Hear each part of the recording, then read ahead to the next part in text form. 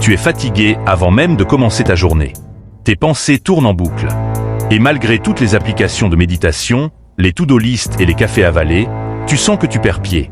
Ce que tu vis, quelqu'un l'a vécu. Empire. Et pourtant, il a tenu bon.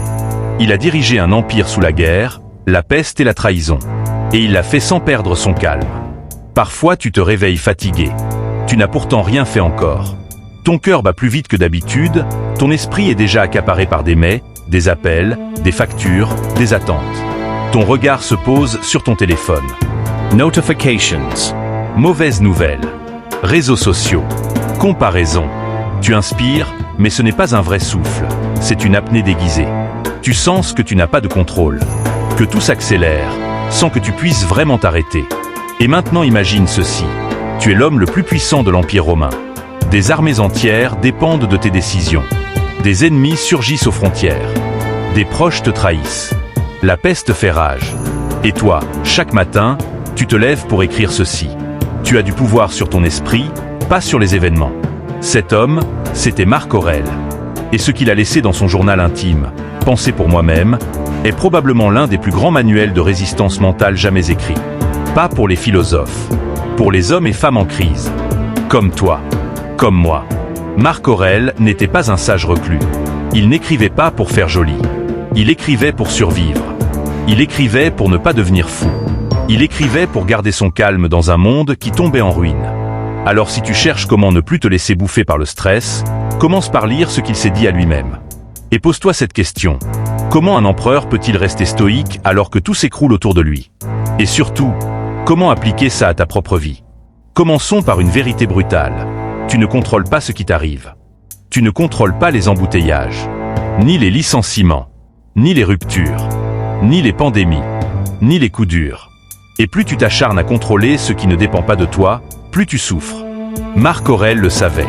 Il écrivait « Ne gaspille plus de temps à discuter de ce qu'un homme bon devrait être. Sois-le. » Autrement dit, cesse de résister à la réalité. Accepte-la, puis agis en accord avec tes principes. C'est là que commence la véritable liberté intérieure. Mais attention, accepter ne veut pas dire subir. C'est là la nuance stoïcienne. Accepter, c'est dire « cela s'est produit ». Ce qui compte maintenant, c'est comment je choisis d'y répondre. Le stoïcien ne fuit pas. Il ne nie pas. Il regarde les choses telles qu'elles sont, sans filtre, puis il s'ajuste. Il ne s'effondre pas parce qu'il avait déjà anticipé que le monde est chaotique. C'est ce qu'on appelle la visualisation négative. Une pratique centrale chez les stoïciens. Avant de commencer sa journée, Marc Aurèle s'imaginait tout ce qui pouvait mal se passer. Il écrivait « Aujourd'hui, je rencontrerai des gens indiscrets, ingrats, arrogants, fourbes, envieux et égoïstes. » Mais il ne disait pas ça pour se plaindre. Il disait ça pour s'y préparer, pour se rappeler que ces choses font partie du monde. Et ainsi, quand elles arrivent, il n'est pas surpris. Il est prêt. Toi aussi, tu peux le faire. Imagine, ton patron te critique injustement. Un ami te déçoit. Ton train est annulé. Si tu l'as déjà envisagé, déjà digéré en amont, tu ne tombes pas de haut. Tu dis « Ah, voilà ce que j'avais prévu ». Et tu restes calme. Parce que tu ne laisses pas ta paix intérieure dépendre de facteurs extérieurs. Deuxième clé, la séparation entre toi et tes pensées. Marc Aurèle écrivait « Si tu es affligé par quelque chose d'extérieur, ce n'est pas cette chose en elle-même qui te trouble, mais le jugement que tu portes sur elle. Tu n'es pas ce qui t'arrive. Tu n'es même pas ce que tu ressens. Tu es celui qui observe. Celui qui choisit quoi en faire. Le stress, l'anxiété, l'angoisse, ce ne sont pas des fatalités. Ce sont des réactions. Et comme toute réaction, elles peuvent être transformées. Mais pour ça, il faut faire un pas de côté. Regarder ton esprit fonctionner. Te demander, est-ce que ce que je ressens là est utile? Est-ce que ça m'aide? Si la réponse est non, alors lâche. Ne combats pas tes pensées. Laisse-les passer. Elles ne sont pas toi. Ce ne sont que des nuages dans le ciel de ta conscience. Troisième pilier du stoïcisme, vivre selon la nature.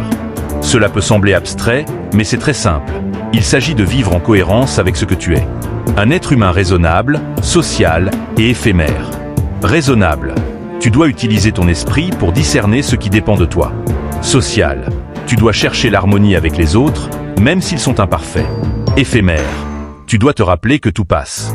Les douleurs, les échecs, les conflits, tout.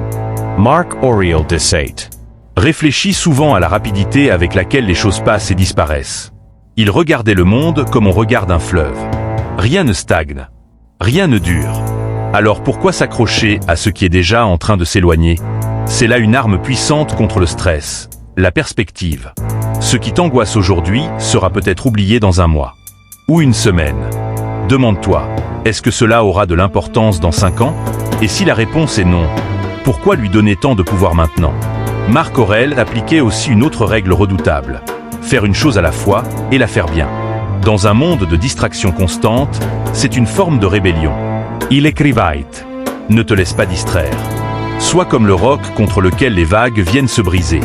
Aujourd'hui, chaque notification est une vague. Chaque pensée intrusive, un ressac. Mais tu peux redevenir le roc. En ramenant ton attention sur l'instant présent. Sur ce que tu fais. Sur ce que tu choisis. Et tu verras que dans cette concentration, il n'y a plus de place pour l'agitation. Mais alors, comment vivre tout ça au quotidien? Voici quelques rituels stoïciens simples, inspirés de Marc Aurèle. Chaque matin, avant de toucher à ton téléphone, prends 2 minutes pour écrire ce que tu redoutes aujourd'hui. Puis accepte-le. Respire. Prépare-toi.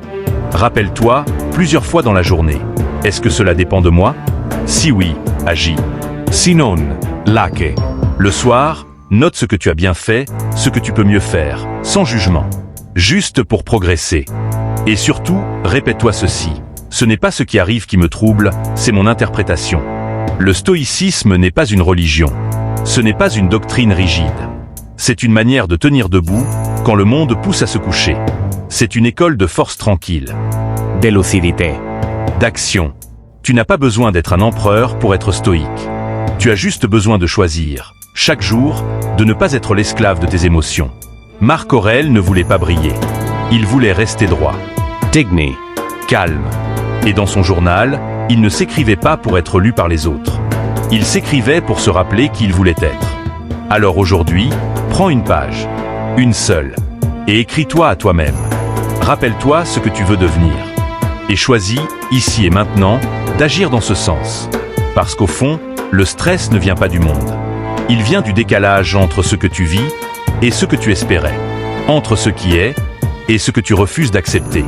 Mais si tu suis les pas de Marc Aurèle, tu comprendras ceci. Le calme ne vient pas quand tout va bien. Le calme vient quand tu décides de ne plus dépendre du chaos extérieur pour te sentir en paix. Tu veux devenir imperturbable? Commence par cesser d'être perturbable. Et là, tout commence.